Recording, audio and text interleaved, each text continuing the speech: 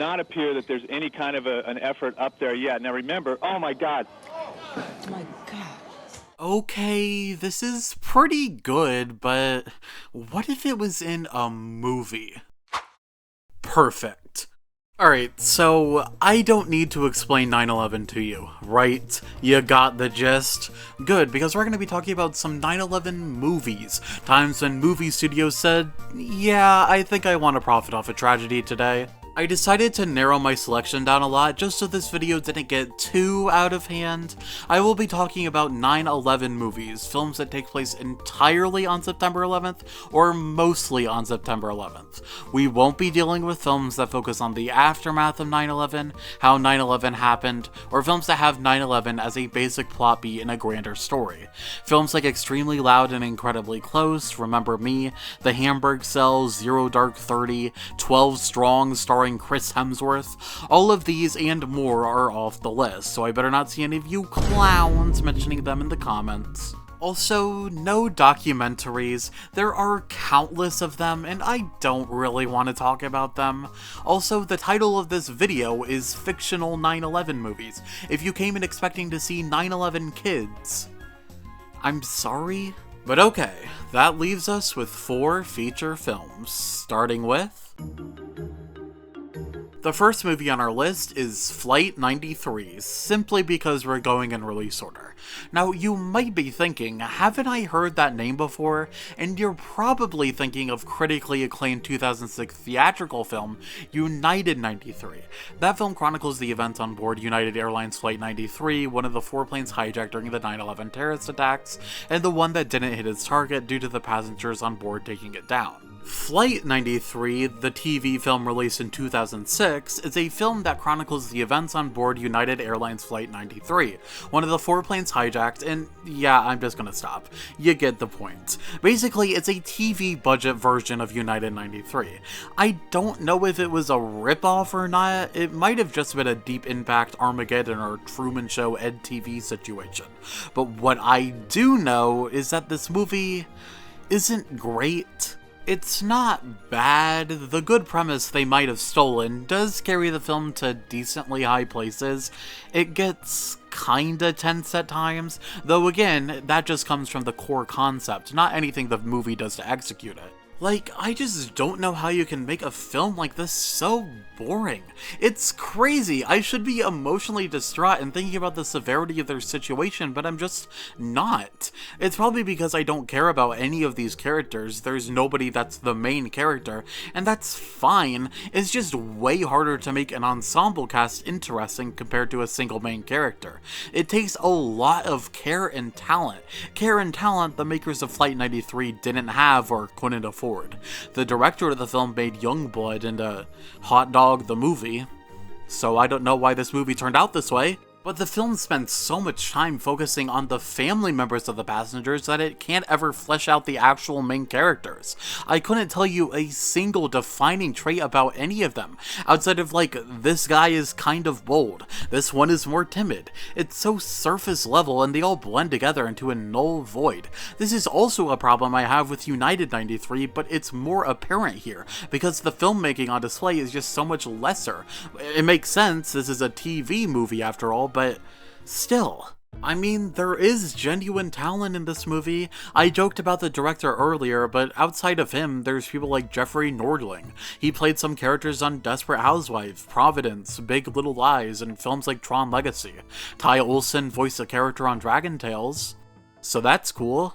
I mean, we have the cinematographer behind 10 Things I Hate About You, the first Scream movie, The Fly 1986, Videodrome, Dumb and Dumber, and his most famous work, Monkey Up. But the shots aren't good. They were perfectly passable, and there was one neat transition I noticed, but I wouldn't say it's really anything exceptional. And when the passengers finally do attempt to overtake the plane, it's just so hard to watch. There's way too much shaky cam, and I don't even know what's going on during the scene. It could be an artistic choice saying like, yeah, this isn't a choreographed fight scene. It was a struggle, but I don't know, it doesn't really come off that way to me. It is the most interesting the film gets, but that's not a high bar. I don't know, that's all I've got to say, to be honest. Flight 93 is fine. It could have been a lot worse, and I don't think it's disrespectful or anything. I can't say that about all the movies on this list, so that's something, I guess. But when a very similar and far superior film released 2 months after this, why would you watch this? I did laugh a couple times because of how bad the acting was, but that's not worth it. Just watch Ed, the movie where Matt LeBlanc plays baseball with a monkey. It's the greatest film I've ever seen, and my life has been irreparably changed. Okay, this is the one film most of you have probably heard of before, United 93, and like, yeah, it's pretty good. It does pretty much everything it wants to. It's incredibly well directed, it's very, very tense. After being so desensitized to it, I didn't think I'd feel anything seeing the plane hit the second tower during this marathon, but United 93 made me feel the dread that most people watching live probably felt. The film goes out of its way to really highlight how normal of a day everyone is having before they boarded the plane, and it's very well done. When the plane does crash at the end, I really like the way they show it. We don't see the plane crash from the outside, we see it out of the front window, watching the ground hurtling towards us before the film fades to black. That's really neat and made the scene so much more dramatic. Though sometimes the film tries a bit too hard. Like, I don't need to hear the pilot say to his co-pilot, "Man, me and my wife are going to go to London soon. I can't wait to do that. That's gonna be so fun." Like, guys, I know what you're doing. I know he's not gonna live to see the end of the day. This is more distracting than it is gut-punching. The dialogue itself is natural, but in context, it feels too absurd. But yeah, United 93 is a very good film. I like it for all the reasons everyone else does, and I'm in total agreement with the general consensus. Yippee. 8 out of 10. Well, I hope you're ready for me to say nothing nice for the rest of this video's runtime, because we just talked about the only good movie on this list. Buckle up. World Trade Center 2006. Why did 3 of these release in 2006? What the hell was in the air back then? Anyway, it's a movie that your teacher would put on during 9/11 to teach the kids an important story or whatever, and for that context, it's pretty good. As a general movie though, oh god, this was painful. While watching, I genuinely thought to myself, I wish I was watching Smurfs 2 right now. That's such a better movie than this. Do you know how absolutely miserable a film has to be to make me want to rewatch Smurfs 2? I hated Smurfs 2, but at least it had Hank Azaria Gargamel in it, while this movie has barely anything even solid. Nicolas Cage, who is my favorite actor of all time, by the way, is giving one of the weakest performances of his career. I get that this isn't a movie he can overact in given the subject matter, but he's proven in the past that he can give a phenomenal dramatic performance in films like Pig, Mandy, Moonstruck, but he just doesn't. I don't blame him, the film wouldn't be good enough for me to put my all into it, but it's just disappointing. He's fine in the film, but compared to his stacked catalog, it did absolutely nothing for me.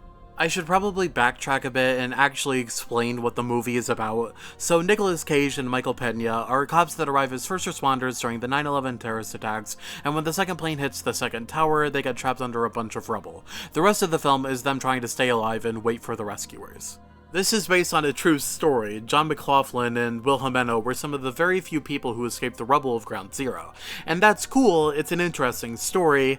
I just wish it was better executed. The movie is 2 hours long, and I just don't think it needed to be stretched out that much. There is so much filler in the movie, scenes of Nicolas Cage and Michael Pena just talking to each other, or the entirety of Michael Shannon's subplot. He plays this Marine guy who is one of the people to find Nick Cage and Michael Pena, but the film gives him way too much screen time before this, and it just doesn't go anywhere. At least we got this funny line.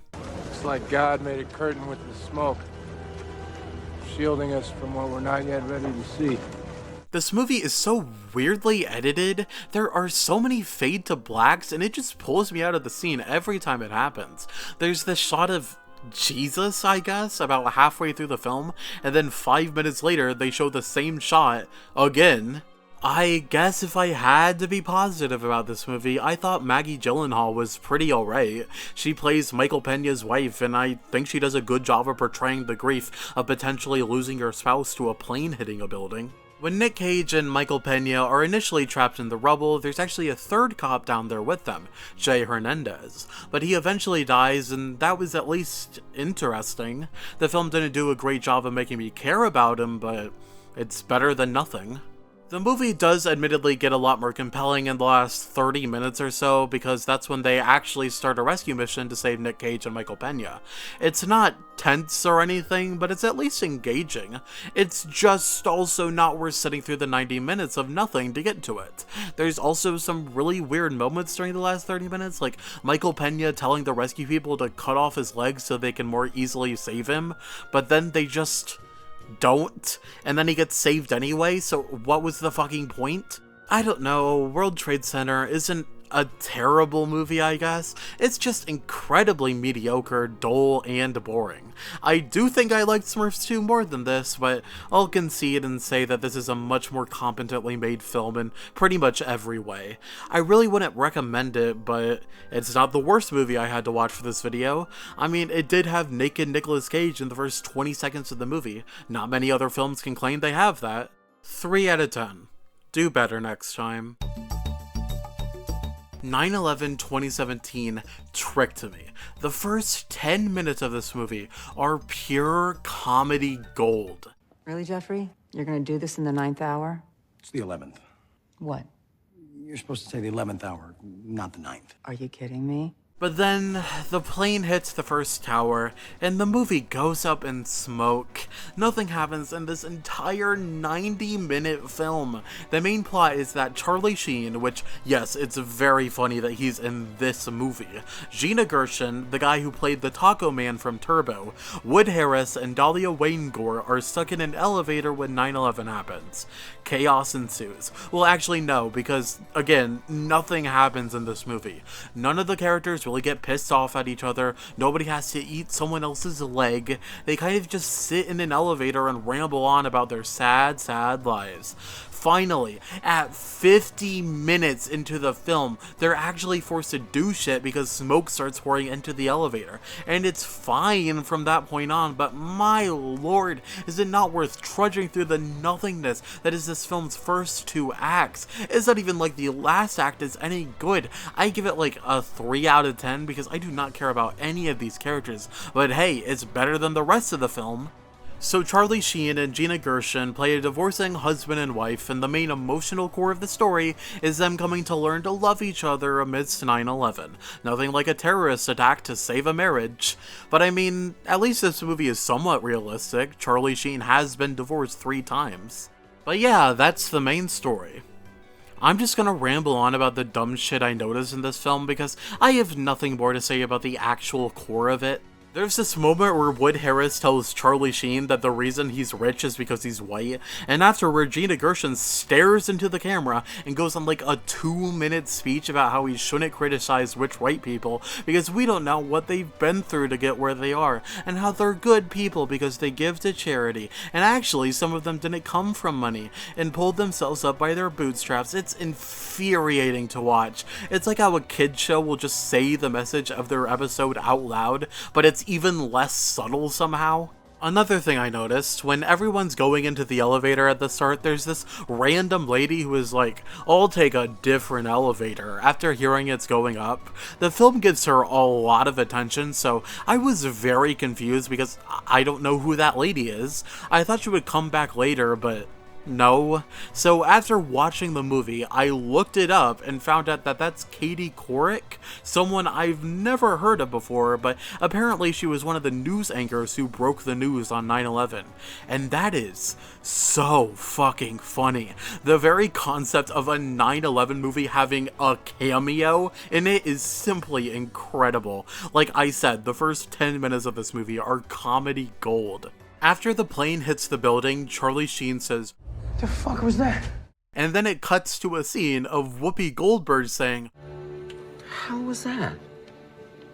Oh yeah, Whoopi Goldberg is in this movie. She plays this manager who watches over the technical sides of the World Trade Center or something. I don't know, but she was honestly the best character in the movie. She's not giving it her all. It's a D-grade Whoopi Goldberg performance, but hey, that still makes it the best acting in the film. But yeah, that's honestly all I have to say. This movie is so nothing. I am really forcing myself to keep talking about it. Don't watch it, obviously, but if you're determined to, you're yelling at your screen. Nutty Reviews, my weekend plans were to watch 9/11 2017 with all my friends. Then just watch the first 10 minutes, turn it off, and then stare at a blank TV for the remaining 80 minutes, because it'll be way more entertaining than this movie. At least the ending got a chuckle out of me. A firefighter is trying to help Charlie Sheen out of the elevator. The building starts rumbling and shaking, and then cut to black, with a memorial to the victims of the 9/11 terrorist attacks fading in. Yeah, if someone I knew died during 9/11, I think this movie would make me want to commit 9/11 too. 2 out of 10. Fuck off. Well, that's that.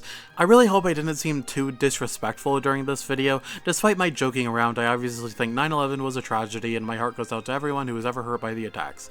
I just wanted to make a silly little video. Please don't take me too seriously. And hey, if you think this video is offensive, you should not watch 9/11 2017. Even I was a little aghast. But yeah, please subscribe and all that. It's annoying to hear, but it does genuinely help. If I ever get to 500 subscribers, I'll do a video ranking every tower in a Kingdom Hearts game. Deal? Alright, thank you for watching and all that. A new video should hopefully be releasing next week. I'll see you next time.